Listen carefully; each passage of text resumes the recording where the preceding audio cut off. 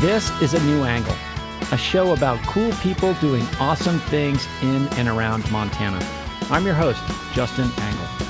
This show is supported by First Security Bank, Blackfoot Communications, and the University of Montana College of Business. Hey folks, welcome back, and thanks for tuning in.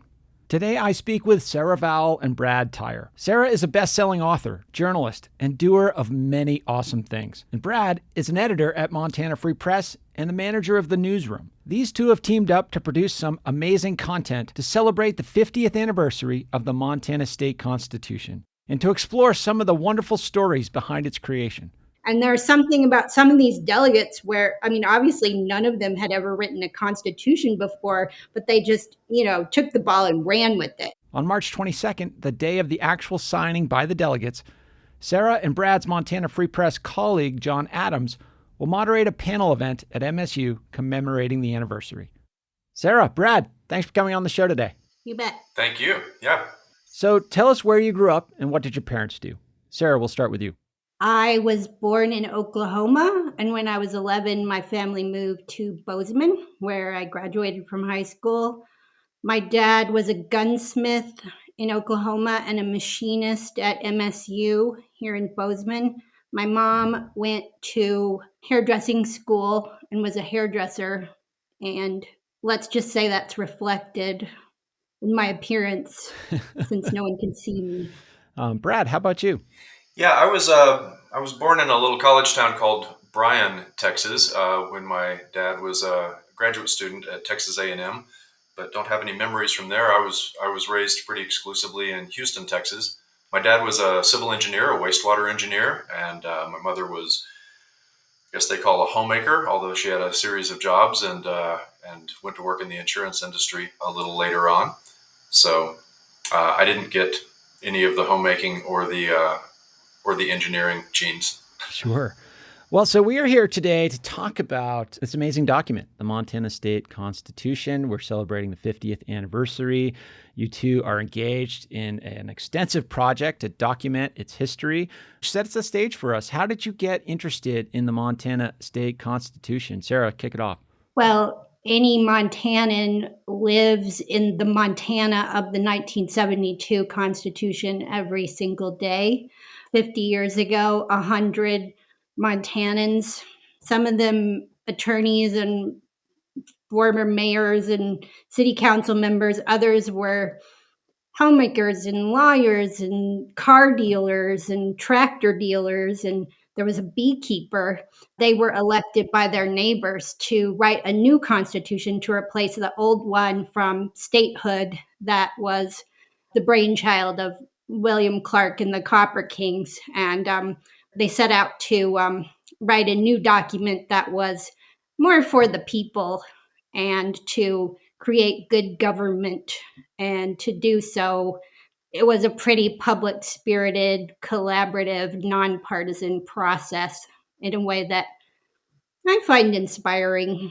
Sure, and we'll get into a lot of those aspects, but before we start, Brad, tell us how you got interested in the document. I got interested in the document kind of sideways long before Sarah called and asked Montana Free Press to be involved in this project. One of the reasons I moved to Montana, there were a lot of reasons, but one of the reasons that I moved to Montana is I had gotten into canoeing in Texas. And I don't know if you do any river running, but Texas is not the place to do it. No. Texas's property is like 97% of the state is private property. So it's about as different from Montana as you could imagine. And stream access laws were an issue, where you can get in, where you can get out, what you can do in a river. And as I got into canoeing in Texas, around Houston, I got interested in stream access laws. And that bumped me into the Montana Constitution. So I heard about it even before I moved to Montana. Started hearing about this, one of the most progressive constitutions in the country. You often hear people talk about Montana as, and one of the keystones, at least on the environmental front and on the recreational front as well, is a very liberal stream access law. So that kind of sparked my interest. Got a little more interested in the early 2010s, researched and wrote a book called Opportunity Montana that is too complicated to summarize probably, but really brought up the issue in the Montana Constitution of the right to a clean and healthful environment, which is a notable notable provision of that document. And then, of course, more recently, Sarah brainstormed this project and asked Montana Free Press to be involved, and was really excited for the opportunity to work with Sarah. So that drew me into it. I will add that more recently, and I think it was 2019, there was a court case from Montana, Espinoza versus the state of Montana, that went to the United States Supreme Court. And it was about the clause in the Montana Constitution education article barring public money going to private religious schools. And the surviving delegates all wrote an amicus brief for that Supreme Court case, and sort of like laid out the history of the convention and what they were trying to do and their democratic impulses, and their resistance to any public money going to any religious purposes. And when they did that, and I read that, it's a great amicus brief if you're into amicus briefs, I just became painfully aware that we're about to lose all these people, and they're sticking up for what they did, and it's going to be up to the rest of us to carry that on when they're all gone. Yeah, let's talk about how that came to be. So you mentioned William Clark, the prior Constitution sort of conceived through, the copper bosses of a sort. Set the stage for why 1972. Why did things come together, and why was there this need to develop a new document to guide the state?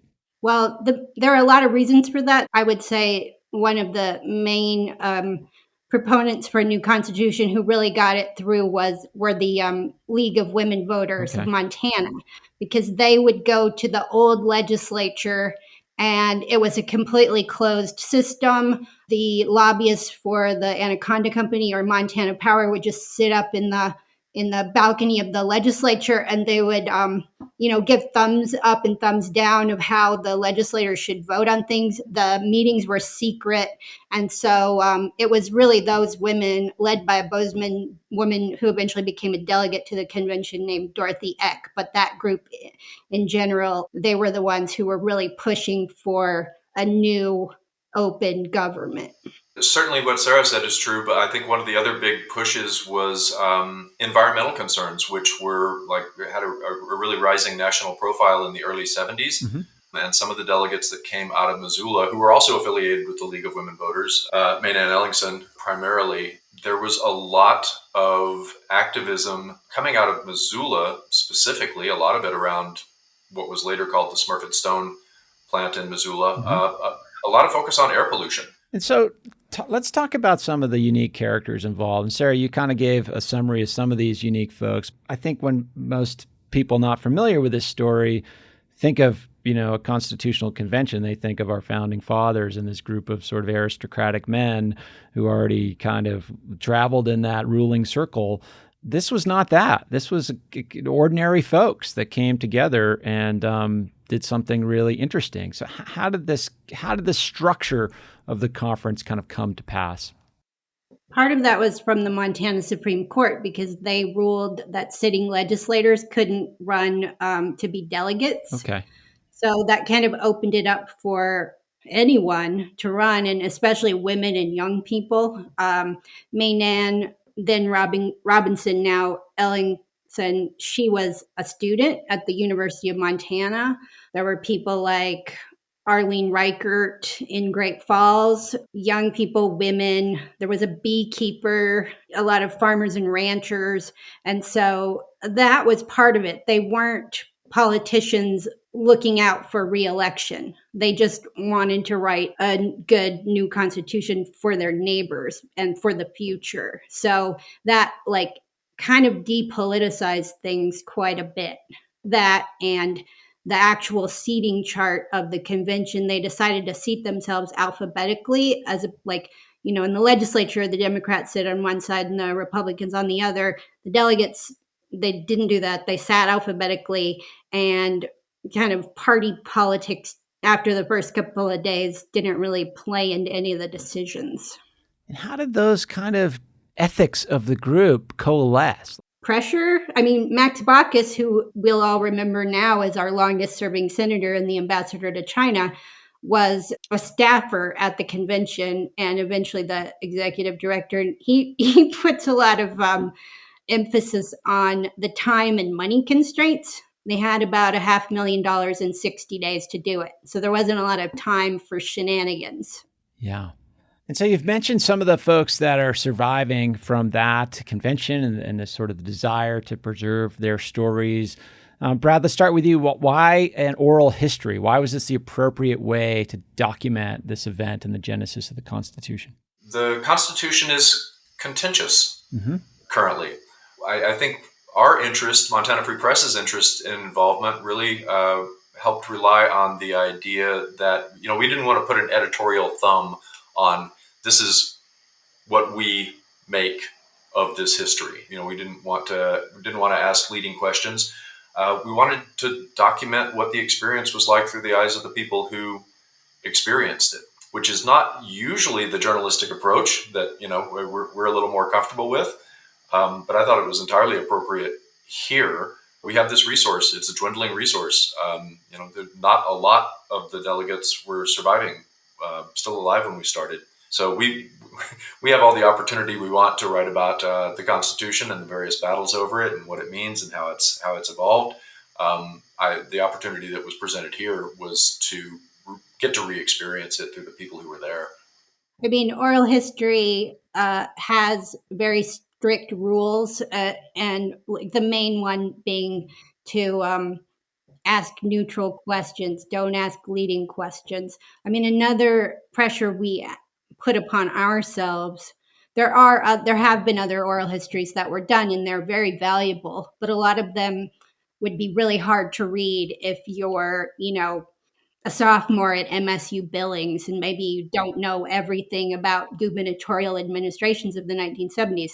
So one of our goals, and like Brad was really helpful for this, is we wrote our questions as a committee to try and ask the most purest, most neutral questions, but also to insert some exposition into those questions. So if you're a college student or just, some guy in Roundup who wants to watch our interviews, that you would have all the necessary information to understand the answer to those questions. So we set up to be really user friendly, and so that any citizen can understand this, and also future citizens and future students and current students as well. So, I mean, all of that, of course, goes out the window when you're interviewing a rascally elderly person, but we really set out to do to be as fair and to have a light footprint as interviewers. This project, it's basically about saving the books before the library burns down. Yeah, that's well put. So Sarah, I'm sure as part of this oral history, some amazing stories from the delegates emerged. So what are some of your favorite stories? I mean, it depends on which side of me you're asking. If you're asking the entertainer side of me, I love the moment when Jerry Lindorf, who was one of the delegates, he's talking about the ratification effort, and the delegates had to go out and sell the Constitution they had written to the people of Montana. And Jerry Lindorf tells Eric Dietrich from Montana Free Press, so I had seen the Kennedy-Nixon debates, and Leo Graybill and I, Graybill was the president of the convention, we were going to debate some guys on the Great Falls TV station. And I told Leo, we're going to wear makeup. And we did.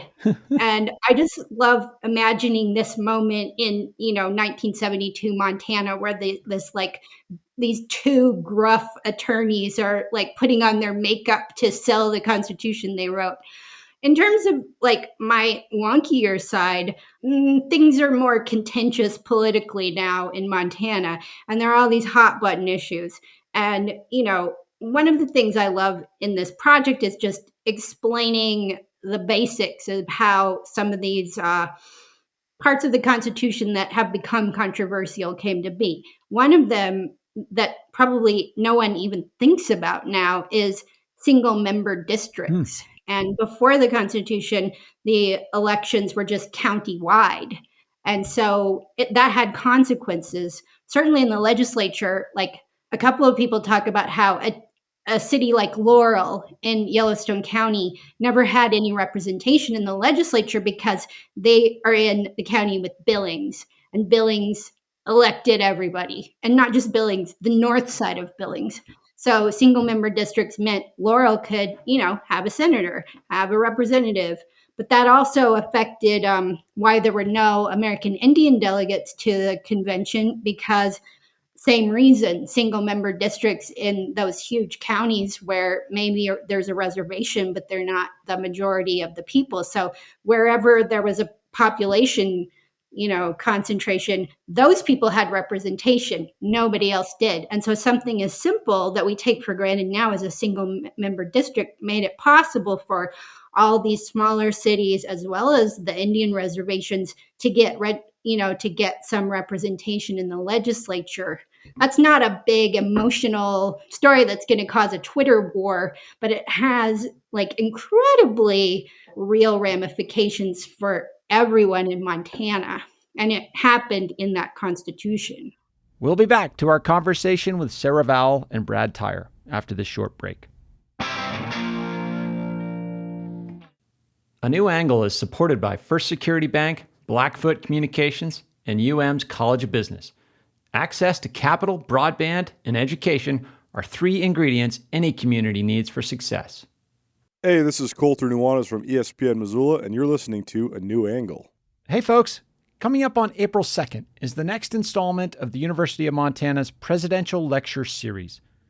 At 7 p.m. at the University Center Theater, prize-winning journalist Elaine Weiss will talk about her recent book, The Women's Hour, The Great Fight to Win the Vote. For more information, visit www.umt.edu/president. Welcome back to A New Angle.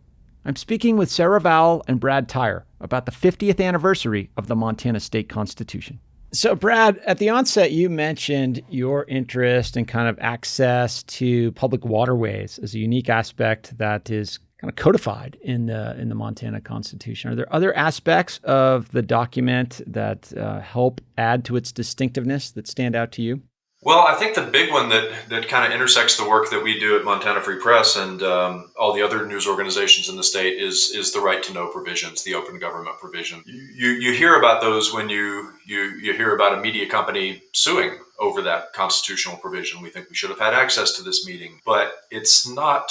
The provision is not right to journalistic access or to media access. It's the right of any citizen to have access to the workings of government, to have access to those meetings, to have access to elected officials doing the people's business. Mm-hmm. And that was a big step forward for the Montana Constitution over the prior Montana Constitution. It's being legislated in its details ever since. I mean, interestingly, we have tape from our project from both Wade DeHood, who was the chairman of the Bill of Rights Committee, and Chuck Johnson, the dean of Montana politics, who covered that convention for the Associated Press as a young U of M student.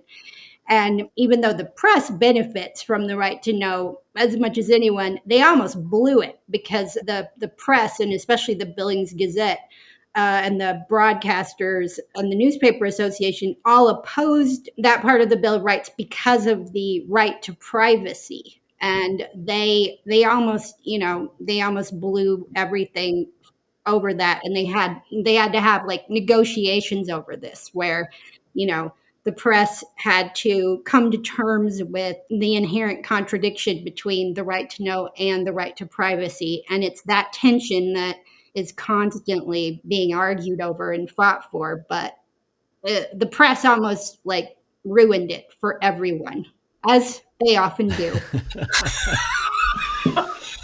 Because no one had lived in a Montana where everyone was allowed to go to all the meetings and read all the documents. Yeah, so let's talk a little bit about the event that's coming up on March 22nd at Montana State University. You've pulled together an amazing panel for discussion of all things Montana State Constitution. Set the stage. Who's on the panel? Why'd you choose these folks? And what can we expect? That event, which is on March 22nd at MSU, that's the actual 50th anniversary of the day that the delegates signed the Constitution. We're going to be showing a highlight reel of some of these oral history interviews that we've done with the delegates, and that will eventually be archived at MSU Library. And then we have a panel where we'll have Maynann Ellingson, who was the aforementioned, youngest delegate. Mm-hmm. She'll be there, as well as Chuck Johnson, who covered the convention, and Max Baucus, who worked for the convention. But we didn't want it to just be about the Constitution as history. We wanted to kind of pivot to talk about the state that the Constitution created. And so we also have former Governor Mark Roscoe, who's been making a lot of headlines lately. Yeah. I'm calling this phase of his career Roscoe Unchained. And then we also have Denise Juneau, who was the former superintendent of public instruction, and she's going to talk about the history of how the Indian Education for All part of the Montana Constitution got implemented. So we're going to pivot into, the recent past and the future of the Constitution itself, to not just talk about the actual convention, to think about it as a living document.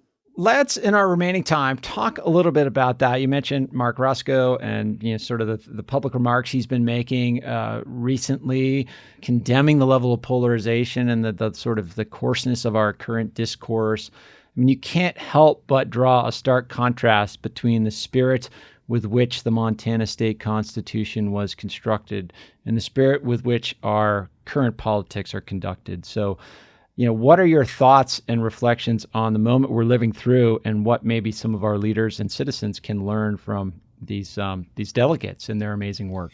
That's a really interesting question, and Sarah has heard me push back in the course of our conversations on the idea that the convention was some sort of nonpartisan love fest. It's hard to find evidence that it wasn't, because there was obviously a lot of really overt public spiritedness going on in that. But at the same time, the anniversary of when the Constitution was signed is one thing. Of course, that didn't make it the Constitution until it went out to voters, and voters approved it. Voters approved it by a very thin margin. Mm-hmm. There was hardly unanimity among the people who chose the Constitution, which is ultimately Montana voters. I was always looking for conflict, and we didn't find a whole lot of conflict there. I think if we look around today, I would say, Brad, they argued, but they didn't bicker. That's how, that was the characterization that came out. There was a lot of heated argument, but there wasn't a bunch of, petulant, childish bickering. And you don't see a lot of evidence that either side was eager to identify the other side as demonic, mm-hmm. evil, or enemy. It is a living document. People think of the United States Constitution, and you think of this monolithic, inviolate document.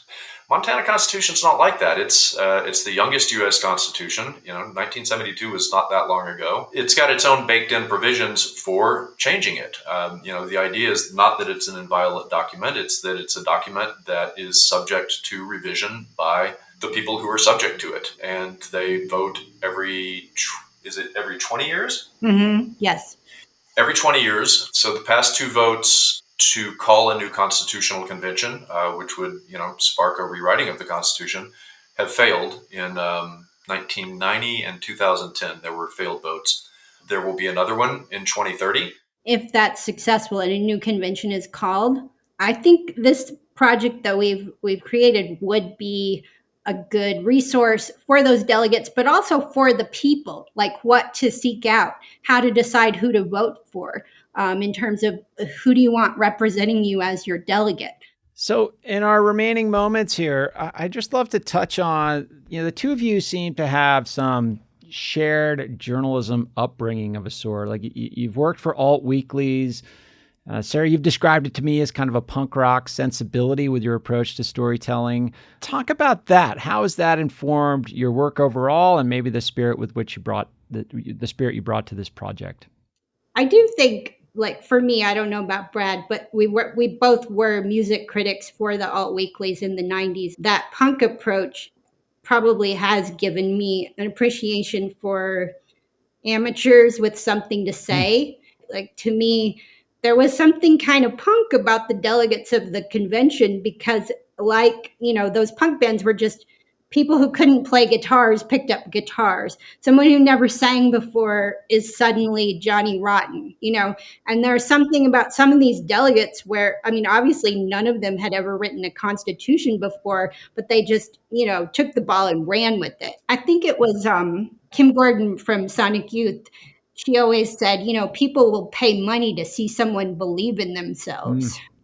And that there's something about these delegates where, they just decided to believe in themselves. Like, I think I can do this. And then they convince their neighbors to vote for them. That's one thing that really impressed me. Sarah mentioned earlier, we interviewed some of the researchers, and I have a little bit of a back office sensibility, not a frontman sensibility. I guess I'm base in this analogy. Really loved talking to those folks. Their job was to do the research. They were kind of inventing the wheel. They maybe they weren't reinventing it, but this idea that they just start from scratch and wrote a guidebook to how to build a constitution. These are they're college kids, as many punks in full flower are, and just jumped right into this project that I can only imagine I would have considered overwhelming and completely beyond me. Even now, never mind when I was 19 or 20. I think there's an alignment there with the idea of, getting up on a stage when you don't have any credentialing that you know what you're doing, but to step up to the moment and take advantage of it. That's the thing about really all the delegates we spoke to, and those researchers especially grabbed my attention. The staff and the delegates, they represented not just Montana, but all the Montanas. Like, there's the car dealer, tractor dealer, farmer, rancher part of Montana is well represented among the delegates. The researchers, having grown up in Bozeman in the 80s, it was a very high-minded town, and so and it was all the high-minded kids from all over Montana, like, show up, and, they're all, taking philosophy classes, and I read most of the books that those researchers wrote, and they're just, if you like pretentious young people, they are a delight, because these guys, they're from Libby and Shelby, and they're quoting Borges, and they're talking about the Enlightenment, and it really took me back to the Montana of my youth. Everybody came together and brought all the Montanas to Helena. Fantastic. Well, there's so many remarkable stories sort of set within this amazing story. Amazing event coming up on March 22nd. In addition, the oral history will be released. Tell us where, if listeners want to learn more about the event and the oral history project, where would you direct them online? Probably Montana Free Press, which is montanafreepress.org, as well as our partner MSU, and this event, which is March 22nd at Sub Ballroom A in the Student Union building at MSU, that will be live streamed. So anyone in Montana or Mongolia can watch that program that night online. And I think it'll be recorded, so if you miss it, you can watch it later. Super. Well, it is promised to be an exciting event. Thank you both for being here today. Thank you both for this project, for commemorating this amazing story and doing this great service to the state of Montana. Thanks for being here today. Thanks, Justin. Yeah, I really appreciate it. Thanks.